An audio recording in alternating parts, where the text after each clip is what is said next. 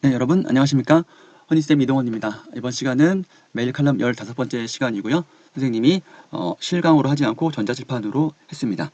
스타일이 좀 예전에 이걸로 많이 했었는데 그렇죠? 왔다 갔다 하면서 쌤이 형편되는 대로 여러분들께 이 칼럼 수업을 하겠습니다.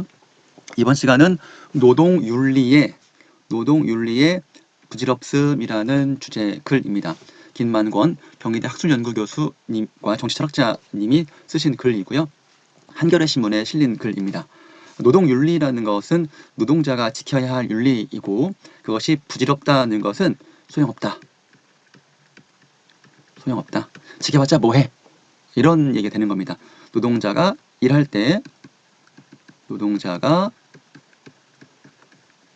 때 지켜야 할 윤리.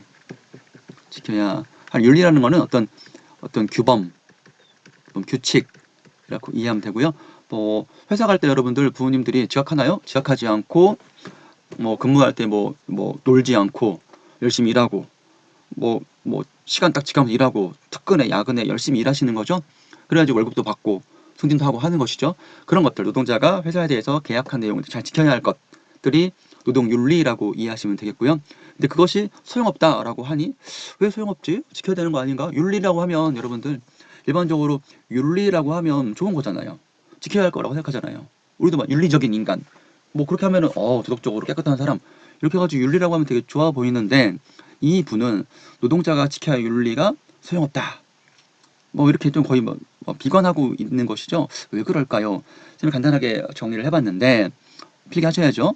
첫 번째, 아주 옛날에는 노동에 대해서 별로 그렇게 좋게 생각하지 않았대. 노동은 노예나 하는 거야. 일반 자유인은 노동을 아주 안 하진 않지만 노동에 얽매이지는 않아. 그런데 시간이 흘러서 18세기가 되었어요. 근대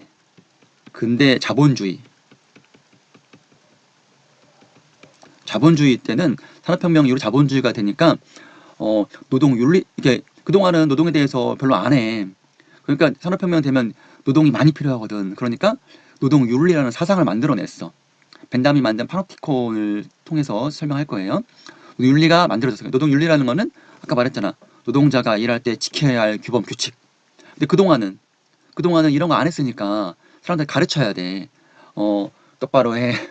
마치 초등학생 1학년 들어가면 천방지축들을 규칙을 하잖아. 쉬는 시간에 움직여야 돼. 수업 시간에 움직이면 안 돼. 밥은 점심시간에 먹는 거야. 쉬는 시간에 화장실도 갔다 와야 돼. 수업 시간에 화장실 못 가. 이런 것들을 다 가르치잖아. 그러니까 그동안은 노동에 대해서 별로 심각하게 생각하지 않았던 사람들한테 일을 시켜야 되니까 편하게 일을 시키려고 규칙을 해놓은 거야. 이것 윤리라는 이름으로 포장된 어쩌면 어, 족쇄, 수갑이라고 봐도 되는 거예요. 그러니까 필요해져서 만들어졌어. 파놉티콘이 만든 그 사상의 그 근거예요.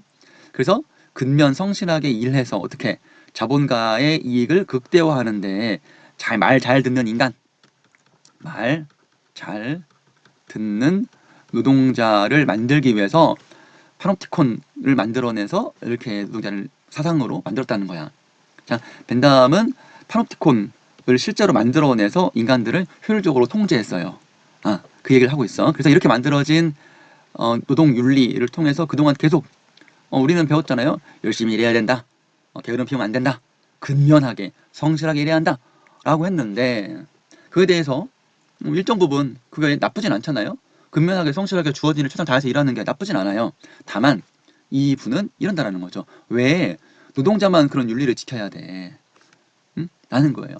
우리 1월 초에 쌤이 사설에서 많이 언급했던 중대재해기업처벌법이 있었잖아요.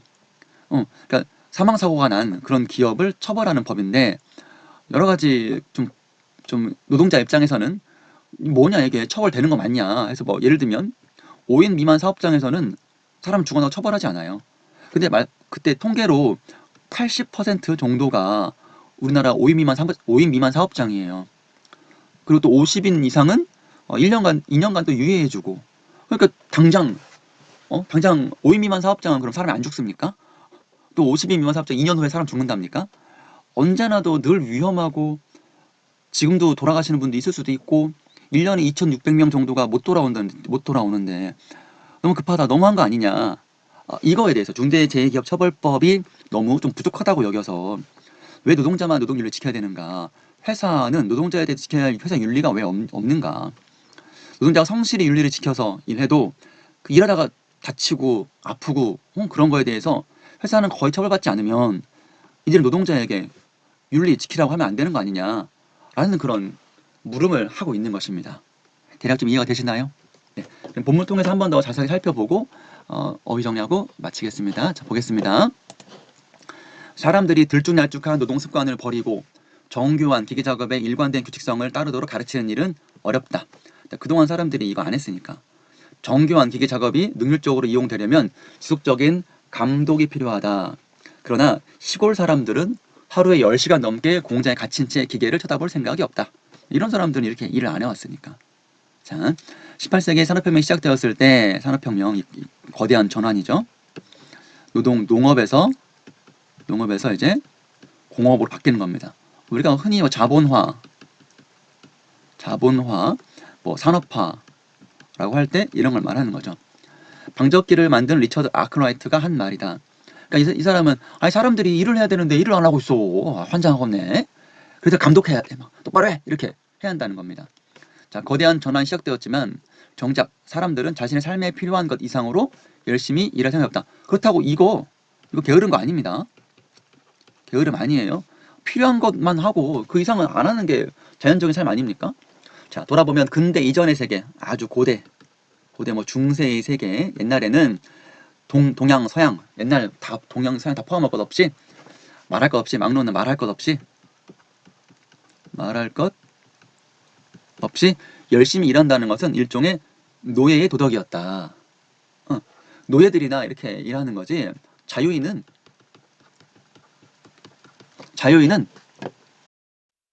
네, 여러분. 그래서 노예 도덕이었다. 자유인은 이렇게 일하는 거 아니야.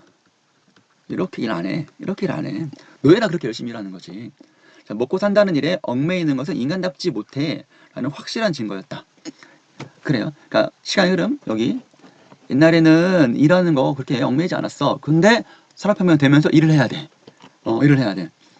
그래서 하지만 자본주의와 함께 시작된 산업혁명, 18세기 산업혁명은 끊임없이 값싼 대량의 노동력을 필요로 했어. 일을 시켜야지. 그래서 당시 사상가들이 가장 집중했던 작업이 기계 앞에서 성실하고 지속적으로 일할 수 있는 노동력을 확보하는 일이야. 그러니까 그동안 노동에 대해서 별로 얽매이지 않았던 사람들한테 일을 시켜 먹어야 되니까 나름대로의 윤리를 만들어내는 거지. 그 대표적인 얘가 제러미 벤담의 파놉티콘이다. 이건 굉장히 중요한 개념이에요, 여러분.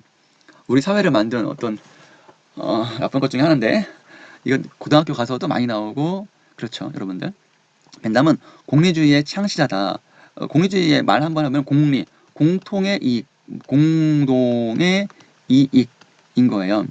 그래서 최대 다수의 최대 행복, 이렇게 모든 사람에게 이로우면 그것이 선이다.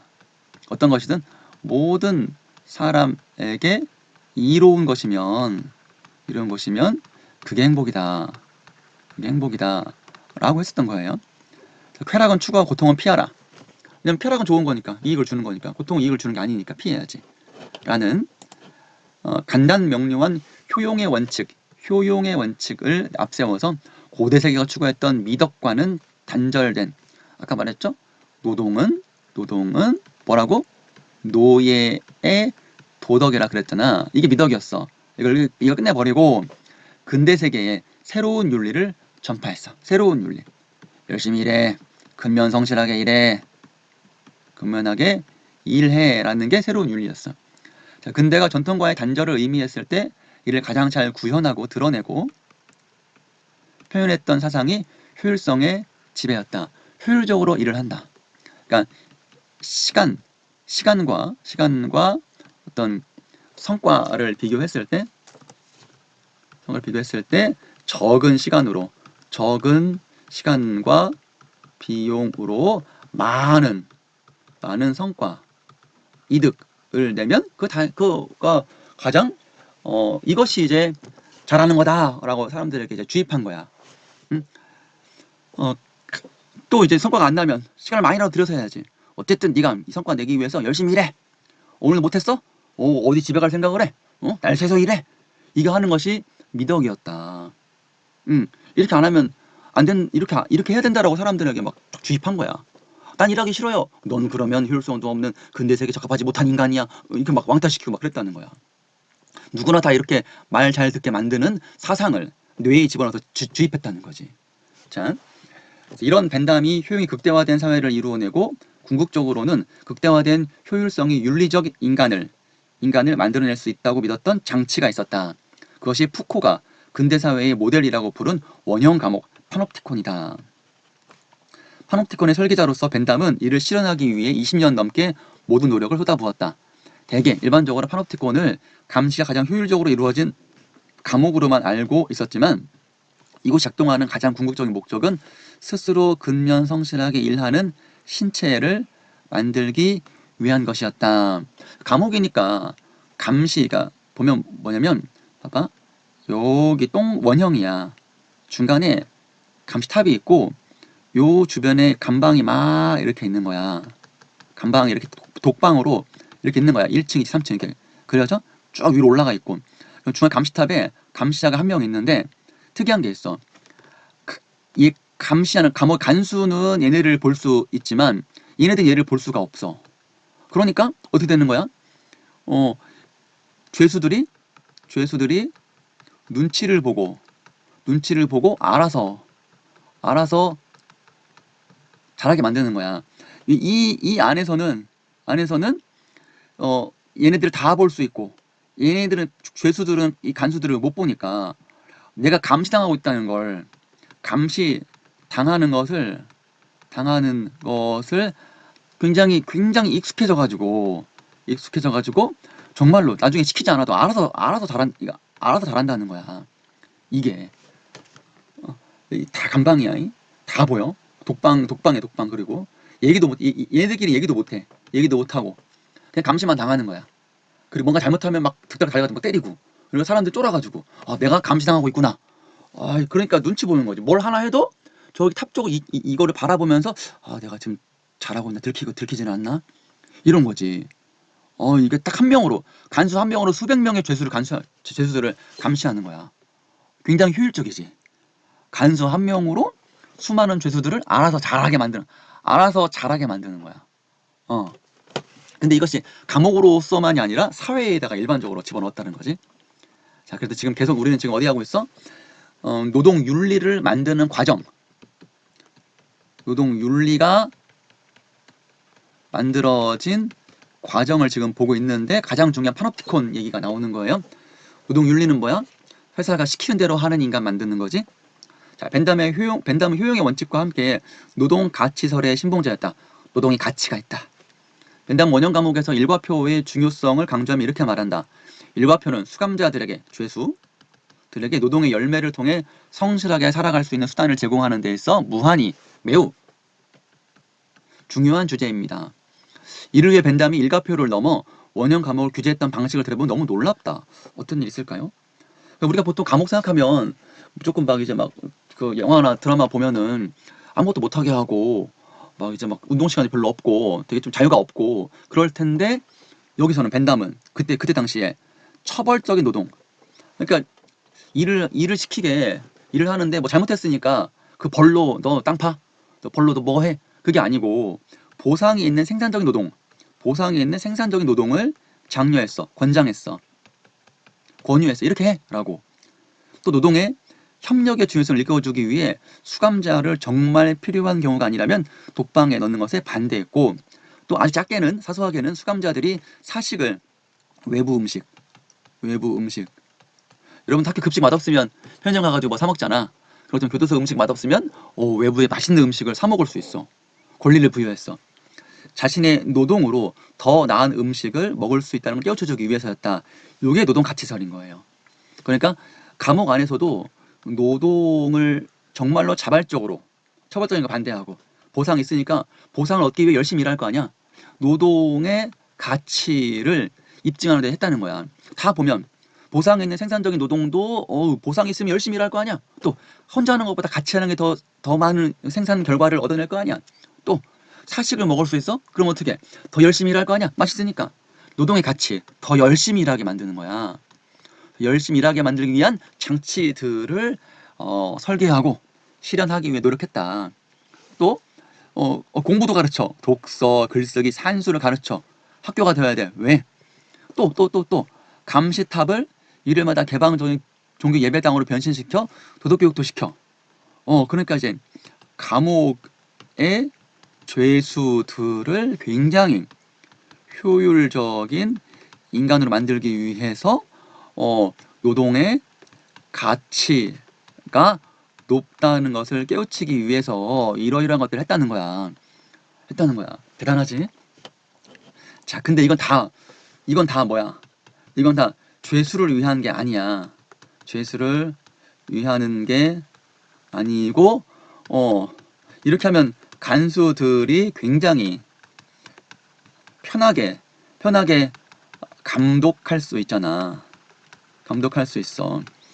죄수들이 좋지.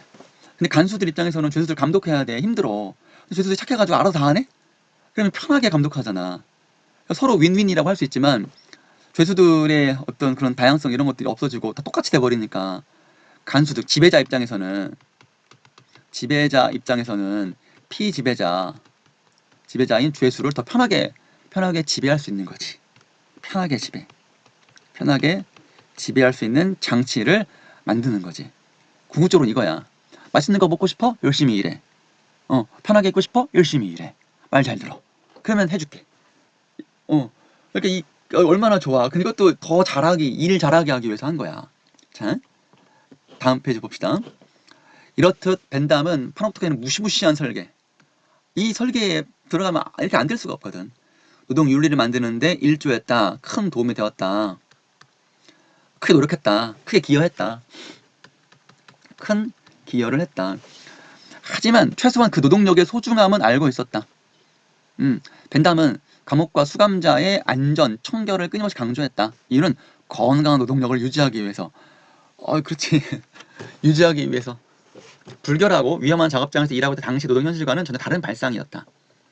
자, 벤담은 피지배, 지배하기 위해서 피지배인 죄수들을 효율적으로 하기 위해서 이렇게 했는데, 그나마 그 의도가 좀 나쁘긴 하지만 그나마 이 죄수들의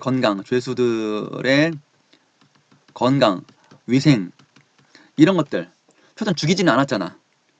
막 뭐 위생이 더러워서 막 이제 막 죽거나 병 걸려 죽거나 그렇게는 안 했잖아. 그나마 좀 요거는 좀 이제 인정할 만하다라는 거지. 자, 노동윤리는 이렇게 근대 세계 18세기 산업혁명 이후 만들었던 지금까지 온 거야. 우리는 자라면서 늘 열심히 일하는 자만이 자격이 있다. 직업에 귀천이 없다. 젊어서 고생은 사서도 한다. 뭐라도 열심히 해라. 그렇게 배운다. 나도 그렇게 배웠어. 또 그렇게 지금 가르치고 있고. 하지만 지난 8일 통과된 중대재해기업처벌법을 보면 이 말은 반만 진실이야. 수많은 논란 끝에 이 법은 중대재해기업보호법으로 좀 부족한 법이 되었다라고 이제 글쓴이는 보는 거죠. 해마다 2,400여 명이 열심히 일하라는 노동윤리를 오묘세관 일터에서 돌아오지 못하고 돌아가셔. 사망. 이제 솔직해져야 한다. 일하는 자만이 자격이 있다는 건 부질없는 말이다. 쓸데없는 말이다. 현실에서는 일하다가 죽더라도 괜찮은 자만이 자격이 있다. 즉 노동자가 아니라 뭐 사용자라든가 뭐 지난 말했죠. 블루칼라, 화이트칼라, 시민 뭐 이런 사람들, 노동자는 자격이 없어. 노동자의 목숨이란 가치는 결코 생산 비용을 이길 수 없다. 노동자의